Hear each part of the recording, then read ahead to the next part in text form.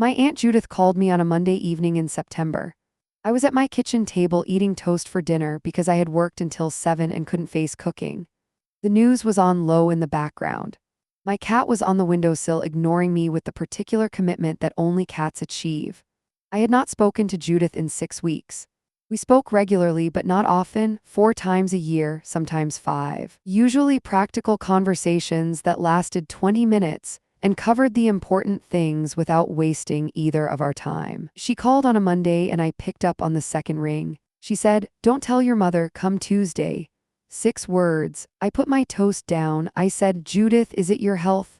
She said, "My health is fine. Come to the house before 10. Come alone." She had never asked me to come alone before. She had never said, "Don't tell your mother" before. The last time someone had asked me to come somewhere alone without telling my mother had been 11 years ago. My grandmother Nan, Dorothy, had called me to her house on a Tuesday afternoon 3 weeks before she died and sat me down at her kitchen table and held my hand and said, "Claire, I need to tell you something about what I've done, about what I've arranged, and I need you to understand why I couldn't tell you sooner." I hadn't understood then, not fully. I had been 26, newly qualified, sitting in my Nan's kitchen with her teacup hands around mine, trying to hear what she was saying underneath what she was saying. She died 3 weeks later, and whatever she had been trying to tell me, whatever she had arranged, I had never found out what it was. Until Judith called me on a Monday in September 11 years later with 6 words. "My name is Claire. I am 37 years old. I am a chartered accountant.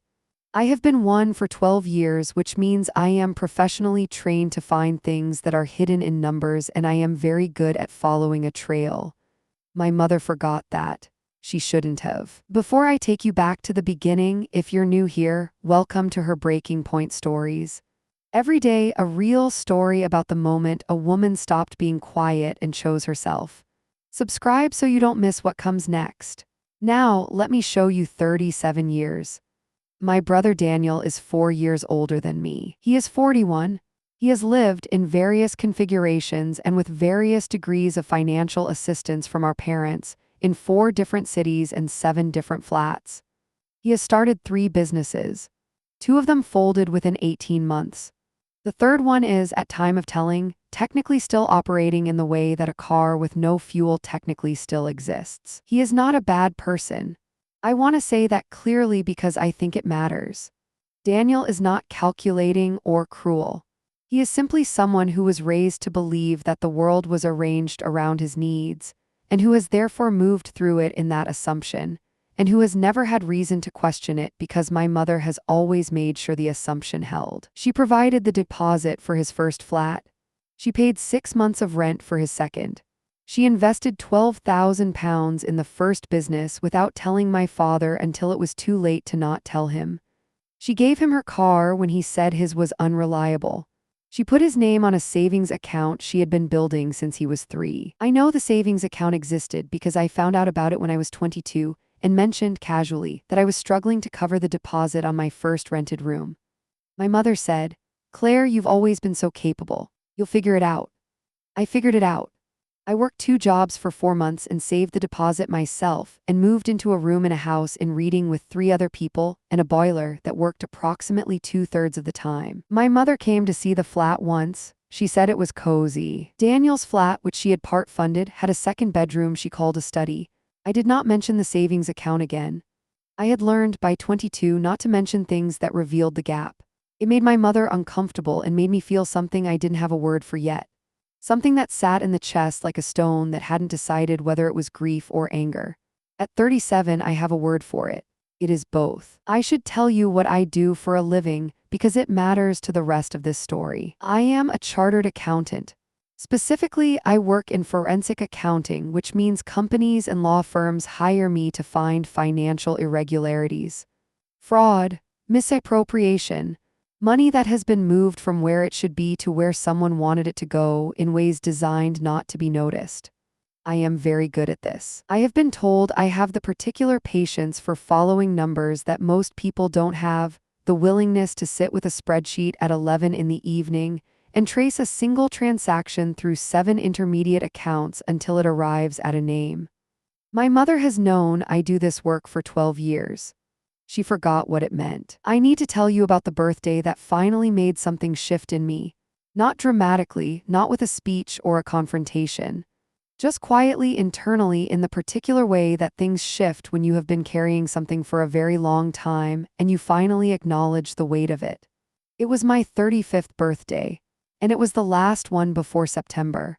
My 35th birthday. I had booked a table at a restaurant in town. Nothing extravagant, a place I liked, with good food and the kind of lighting that makes everyone look warm and present.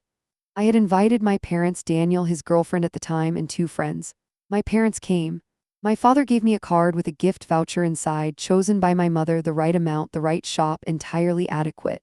My mother hugged me at the door. She said, 35. Goodness. Daniel was 45 minutes late. He arrived without a card. He said he had meant to get one. He said the week had been mental. He ordered the most expensive thing on the menu and a bottle of wine he asked my father to split with him. My mother laughed at everything Daniel said. She leaned toward him when he talked. She touched his arm when she made a point. She refilled his water glass twice without noticing she hadn't refilled mine once.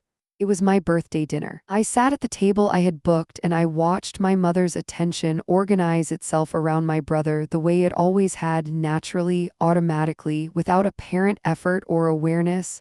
And I thought, she doesn't know she's doing it. And then, almost immediately, it doesn't matter whether she knows. The effect is the same. I drove home at 10:30. I sat in my car outside my flat for a few minutes. I thought about Nan, my grandmother, Dorothy. I thought about what she had said at her kitchen table 11 years ago, the thing I had half heard and never fully understood. I thought about the fact that I had never asked Judith about it. I hadn't asked because asking felt like opening something, and I had spent a long time keeping things closed. I went inside. I poured a glass of wine. I sat on my sofa. I thought, I am going to ask Judith. I didn't ask Judith that night. I didn't ask her the next week or the week after. I kept not asking in the particular way that you keep not doing the thing you know needs doing because the doing of it will require you to also feel it. Then September came, and Judith called me first. Before I tell you about Tuesday, I need to tell you about Nan. Dorothy Grace Ashworth. She died 11 years ago at 78, in the house she had lived in for 40 years in a village outside Shrewsbury. A terraced house with a garden she kept in strict order and a kitchen that always smelled of something baking, whether or not anything actually was. She was my mother's mother. She loved my mother, I believed this and still believe it, but she saw my mother clearly. With the particular clear-sightedness that some parents develop not by choice but by proximity, by decades of watching closely. She saw what my mother did with Daniel and with me. She never said it directly, not to me. She showed it in other ways, in the way she called me, not Daniel, when she wanted company. In the way she asked after my work with genuine interest and asked after Daniel's with the careful neutrality of someone managing expectations. In the way she once said to me while we were weeding her garden on a Sunday afternoon without looking up from the soil, "Claire, you know your worth, don't you?" It wasn't a question. I said, "I think so." She said, "Make sure." She kept weeding. So did I. I didn't know then that 3 months after that conversation she would be sitting in a solicitor's office in Shrewsbury arranging something she was not going to tell my mother about. I didn't know that 11 years later Judith would call me on a Monday evening with 6 words. I know it now. I need to tell you what Nan did in the last summer she was alive. What she arranged without telling anyone, without telling my mother, without telling me, without telling Daniel. She told one person, Judith. She gave Judith one instruction and one object. And Judith kept both for 11 years until she decided, the way certain women decide certain things, that it was finally time. The summer before Nan died, I drove up to Shrewsbury every other weekend. She had not been well.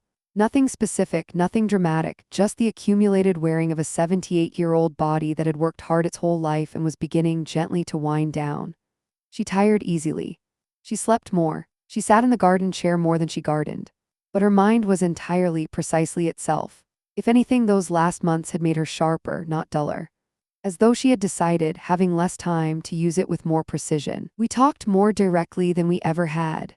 Not about anything earth-shattering, about her life before she was my grandmother, before she was my mother's mother. About my grandfather, who had died before I was born, and whom she spoke of with the particular mixture of love and clear-eyed assessment of someone who has had 40 years to understand a person completely. She asked about my work. She asked specific questions, not polite ones. She wanted to understand how I found things, how the trail worked, what it felt like to sit with numbers until they told you something. I told her. She listened with both hands around her mug, nodding slowly. She said, "So you can find something that someone has tried to hide?" I said, "Usually yes." She said, "Good."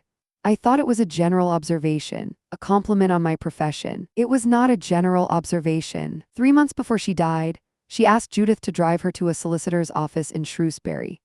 Judith, Dorothy's youngest sister, 10 years younger, the one who had always sat slightly outside the family architecture and therefore seen it more clearly, drove her on a Tuesday morning.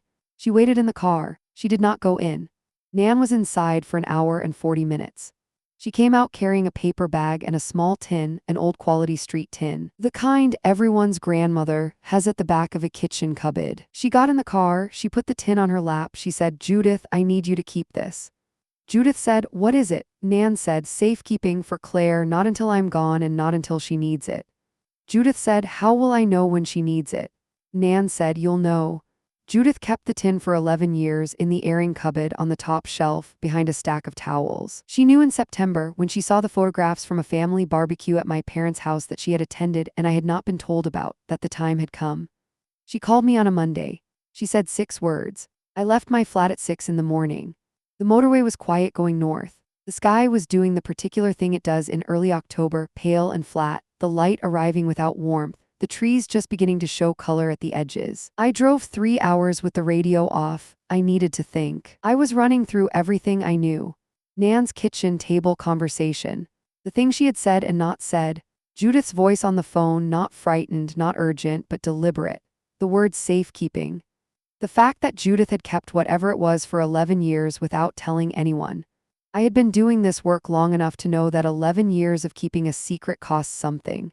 You keep it because the stakes are high enough. You keep it because telling early would do more damage than telling late. I had been doing this work long enough to know that when someone says your mother doesn't know about this, there is a reason your mother doesn't know.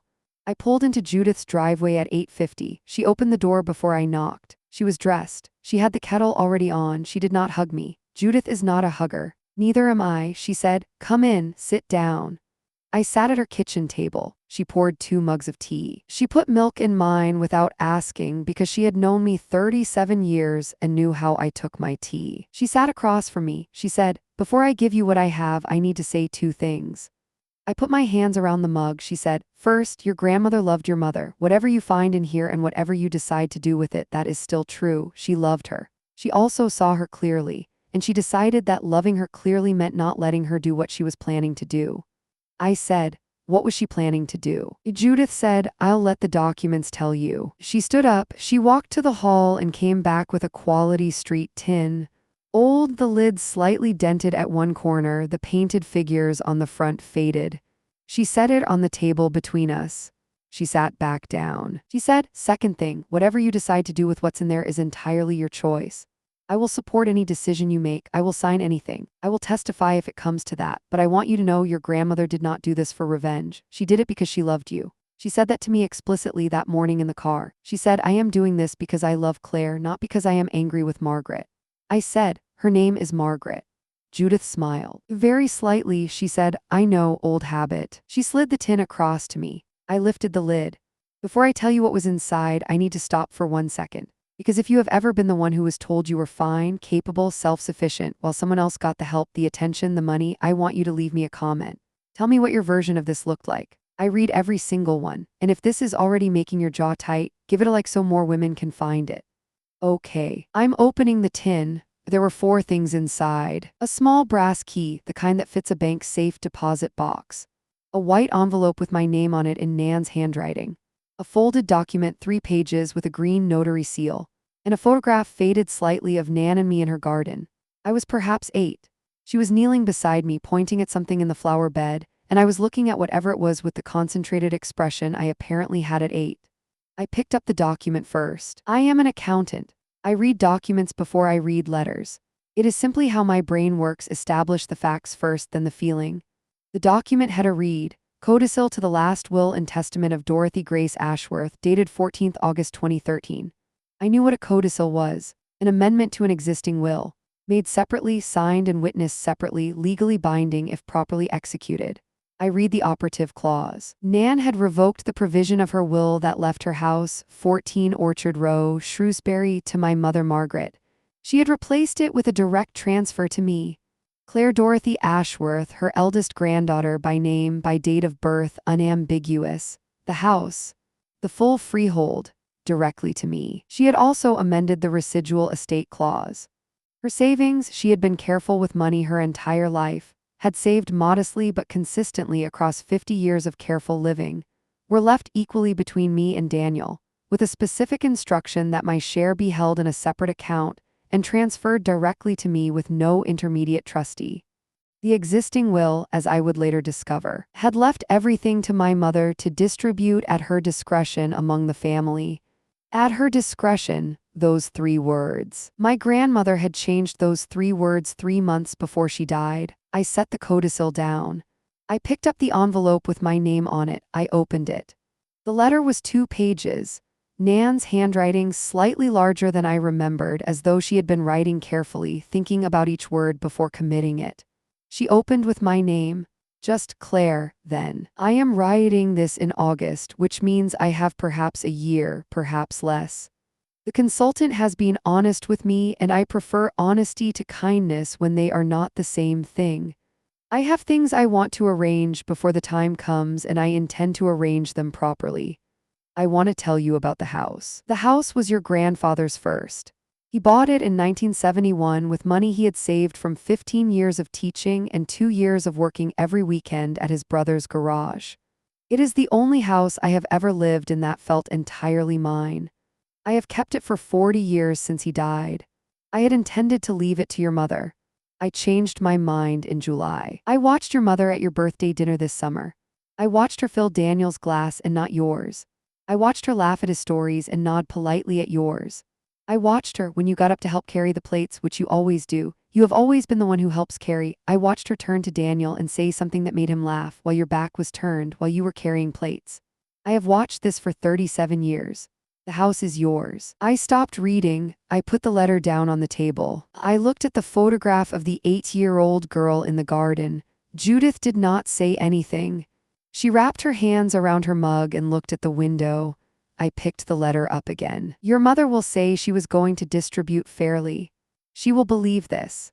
I know her well enough to know that she will have told herself a version of events in which this was all perfectly reasonable, in which you were fine and didn't need anything, and she was simply helping Daniel who needed more. She has been telling herself this story for a very long time. The story is not true. You needed things too. You just learned early not to ask, and your mother learned early that you not asking made things simpler.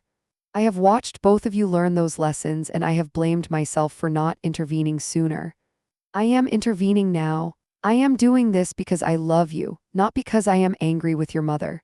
Tell Judith I said that. She will understand. The solicitor's name is James Holt. His office is on Swan Hill. The key opens safe deposit box 441 at the Barclays on Mardal. The box has the original codicil and a copy of every document you will need. Make sure you get a good solicitor of your own. Do not use Holt for representation. He was mine, not yours. I see you, Claire. I always have, Nan. I folded the letter. I placed it back in the envelope.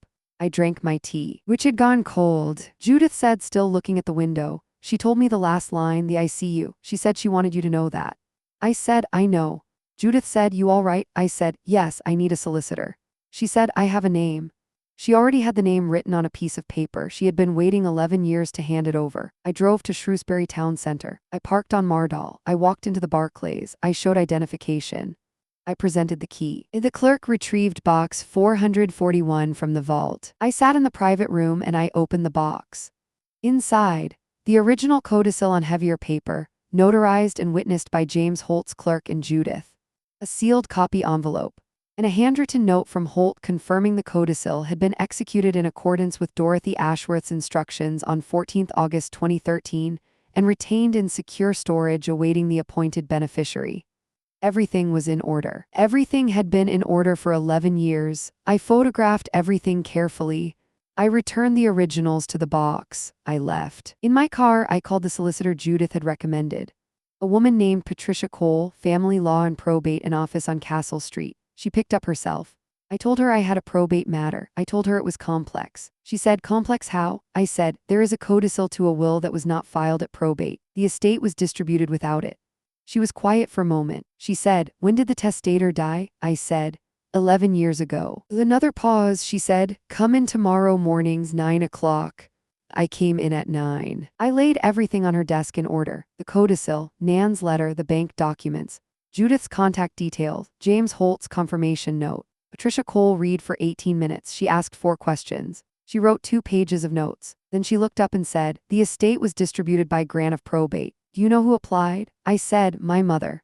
She said, and she would have been required to declare all known testamentary documents. I said, yes. She said, did she know about this codicil? I said, that's what I need to find out. Patricia Cole put her pen down. She said, Miss Ashworth, I want to be direct with you. If your mother knew about this codicil and failed to declare it at probate, that is a serious matter. It is potentially fraud on the probate court. The limitation period for rectification of probate is complex and we will need to move carefully. I said, I understand careful. I work in forensic accounting. She said, then you understand that the paper trail will tell us. I said, it always does. The paper trail told us within a week. Patricia requested the probate file from the registry. The application had been filed by my mother, Margaret Ashworth, in November 2013. The declaration of testamentary documents stated, last will and testament of Dorothy Grace Ashworth, dated March 2009. No codicil or amendment known to applicant. No codicil known to applicant. I sat with that phrase. Then I pulled out Nan's letter. The part where she described watching the birthday dinner. The part where she said, I have watched this for 37 years. I thought about my mother at Nan's funeral, composed, managing, directing, calling Judith to help with the flowers, telling me to handle the catering calls because I was capable. I thought, did she know? I called Judith. I said, Judith, did my mother know Nan changed her will? Silence. Then your grandmother told her she was going to see a solicitor. She didn't say why. Your mother assumed it was about updating her funeral wishes. I said, and the codicil, did Nan tell anyone? Judith said, only me and James Holt. I said, did James Holt contact my mother after Nan died? A longer silence. Judith said, he sent a letter to the house, registered post, to your mother as next of kin, informing her that Dorothy had made changes to her testamentary arrangements and that he held relevant documents. I said, did she respond? Judith said, she called him once. He told me later. She said she had spoken to the family solicitor and matters were in hand. I sat very still. I said, she received a registered letter from Nan's solicitor telling her there was a codicil. Judith said, yes. I said, and she filed a probate declaration stating no codicil was known. Judith said nothing. The paper trail had arrived at a name. I want to tell you about the Sunday, because I did not confront my mother alone or in anger or without preparation. I am a forensic accountant. I do not confront without preparation. I gave myself 3 weeks. I spent those 3 weeks the way I spend the week before a significant audit. I slept well. I ran every morning. I ironed 2 outfits and chose the second one. And on a Sunday in October, I drove to my parents' house with a briefcase, with the tin, and with something else. I sent the message on a Thursday. It went to both my parents. I would like to come for lunch on Sunday. I need to discuss something related to Nan's estate. Please have Daniel there if possible. My mother called within 20 minutes. I let it ring twice. Then I answered. She said, sweetheart, what's this about? Is everything all right? I said, I'll explain on Sunday. Can you have Daniel there? She said, Claire, you're making me nervous. I said, Sunday at 1, Mum, thank you. I hung up. Daniel texted me that evening. Mum says you're coming Sunday, all mysterious. What's going on? I did not reply. My father sent one short text on Friday evening. Just will be here. Love, Dad, my father, Robert. A quiet man who had spent 40 years married to a woman who loved loudly and unevenly. A man who saw what happened and said very little and I believe was not sure what to do with what he saw. I had thought about him. I had thought about what his Sunday would cost him. I had decided that the cost of continuing was higher. I parked in my parents' driveway at 1:05. 3 cars, my father's, Daniel's, and a third I recognized as my cousin Beth's. Beth had not been invited. She had come anyway. She texted me at 12:10. Mum mentioned something was happening. I'm coming. I'll be quiet. I sent back, sit near Dad. I rang the doorbell. My mother answered. She was in a good blouse, which told me she had been thinking about how she appeared. She smiled the managing smile. She said, you didn't need to ring. I said, hi, Mum. I walked past her into the dining room. My father was at the head of the table. Daniel to his right, his arms crossed, already slightly defensive. He always knew when a current was moving that he didn't understand. Beth against the wall, hands folded, a roast on the table untouched. I put the briefcase on the table. I put the Quality Street tin next to it. The room went quiet. My mother, coming in behind me, saw the tin. She said, "Where did you get that?" Her voice had changed. The managing tone had gone. I said, "From Judith." "Sit down, Mum." She did not sit down. She looked at the tin the way you look at something you thought was gone. My father's eyes moved from the tin to my mother's face and back. Daniel said, "What's going on?" I opened the briefcase. I laid it out in order. The codicil first. I placed it in front of my father. I read the operative clause aloud. The house to me. The estate divided, directly without intermediary. Daniel said, "The house." "Nan's house." I said, "Yes." He said, "But that went to Mum." I said, "It was supposed to come to me." I took out the probate file extract. I placed it next to the codicil. I put my finger on the line, "No codicil or amendment known to applicant." I said, "Mum signed this declaration 3 weeks after receiving a registered letter from Nan's solicitor informing her a codicil existed." My mother said, "I didn't understand what that letter." I said, "You called James Holt. He told me you called him once. He told you there were changes to Nan's testamentary arrangements. You told him matters were in hand." Silence. Daniel looked at our mother. He said, "Mum." She said, "I was protecting the family." I said, "You were protecting the distribution." She said, "Your grandmother was not well." She didn't understand what I said. She was precise. "Mum, read the letter." I took out Nan's letter. I placed it on the table. I read it, not all of it, the parts that mattered. The birthday dinner. I watched her fill Daniel's glass and not yours. The garden. The 40 years. The part that said, "The story is not true." I read the last line. "I see you, Claire. I always have." I set the letter down. The room was very still. Beth had her hand over her mouth. My father was looking at the table. Daniel was looking at our mother. My mother was looking at Nan's letter. She said very quietly, she didn't understand what she was doing. I said, "She was 78, not 100. She drove herself to the solicitor. She gave specific legal instructions. She wrote a 2-page letter that is entirely coherent. She understood exactly what she was doing." My mother said, "I was going to distribute fairly." I said, "You sold Nan's house to cover Daniel's business." She said, "That was a loan." I said, "It was a transfer. I have the land registry records." Daniel said, "What?" I said, "Nan's house was sold in 2019. The proceeds went to Daniel's second business. The business folded in 2020. The money did not come back." Daniel said, "I didn't know where that money came from." I looked at him. He said, "Mum, I didn't know it was. You said it was from your savings." My mother said, "It was all going to even out." I said, "Mum, stop." She stopped. I said, "I am not asking you to even it out. I am not asking for Daniel's money back. I am telling you what happened because a probate court is going to be told what happened, and I would rather it come from me first in this room than from a filing." My mother looked at me for a long time. She said, "And this is the part I have thought about most since. The part that told me everything I needed to know about 37 years. She said, "You were always fine, Claire. You never needed." I said, "I needed the same things Daniel needed. I just learned not to ask." She did not have a response to that. For the first time in 37 years, she did not have a response. My father spoke once, after a long silence. He looked up from the table. He said, "Claire, I knew your grandmother changed her will. She told me at Christmas. I told your mother."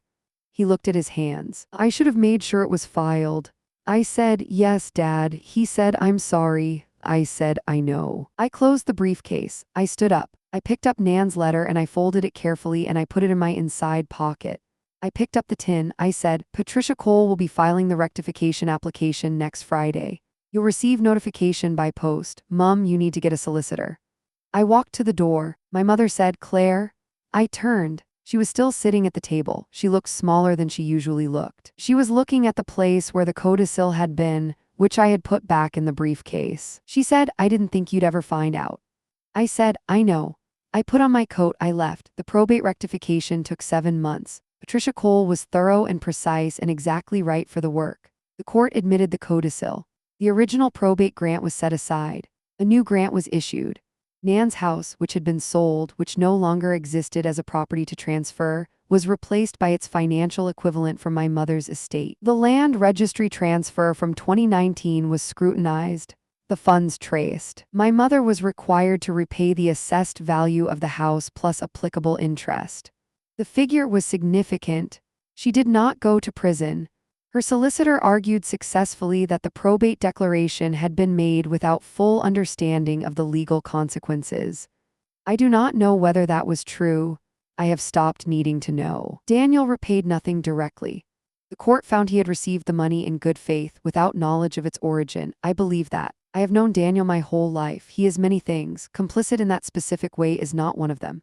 He called me in February, 4 months into the process. He said, "Claire, I need to say something." I said, "Okay." He said, "I knew Mom helped me more than you. I knew it and I let it happen and I told myself you were fine." That wasn't fair. I'm sorry." I said, "I know." He said, "Is that all you're going to say?" I said, "For now." He was quiet. He said, "I'd like to be better." I said, "Good, you can start by calling me on my actual birthday." He laughed. It was the first time I had made Daniel laugh genuinely in perhaps 15 years. It was a start.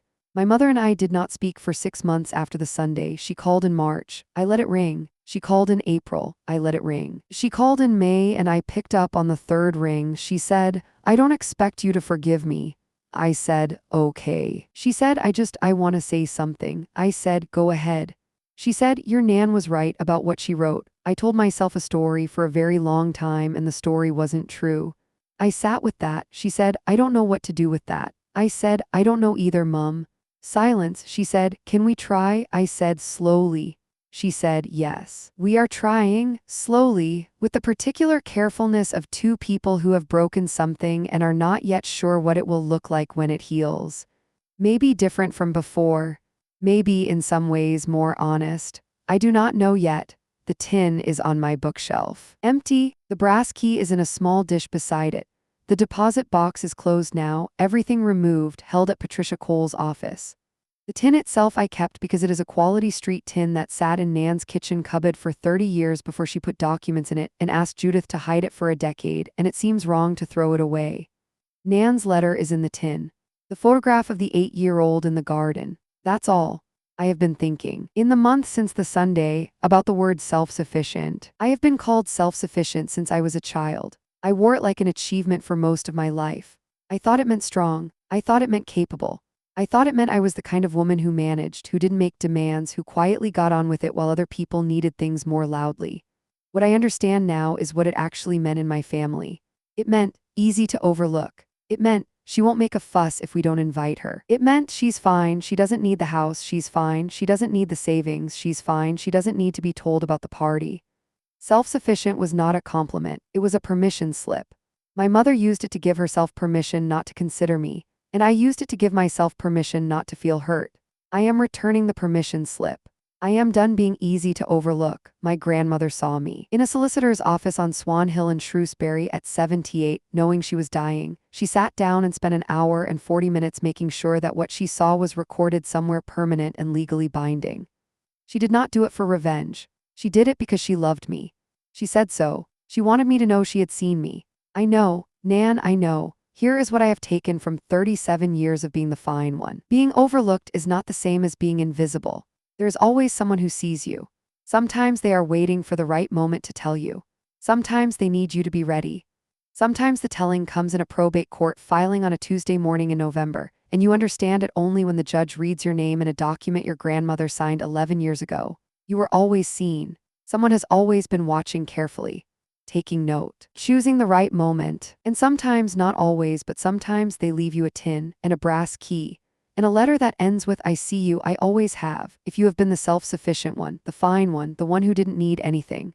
The one who didn't get invited because they assumed you were busy, you were not fine with it. You just learned to be quiet about it. You are allowed to stop being quiet.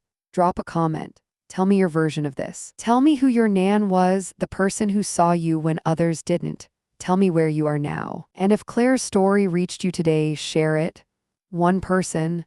Someone who needs to know that being seen is coming, that somewhere there is a tin with their name on it. It's coming. Don't forget to subscribe. I'll see you.